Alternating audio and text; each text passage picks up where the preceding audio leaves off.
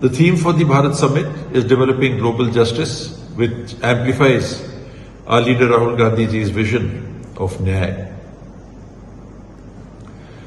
That is why the panelists will be discussing economic justice, political justice, social justice, gender justice, youth justice, ecological justice, peace and justice, and multilateralism.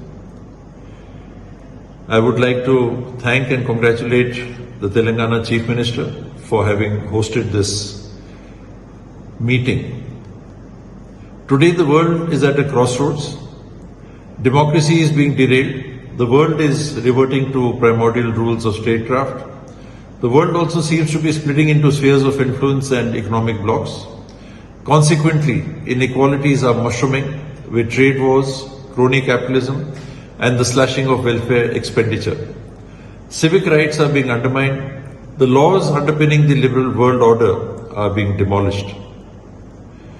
At this juncture, India needs once again to show the world that there exists a middle and moral ground.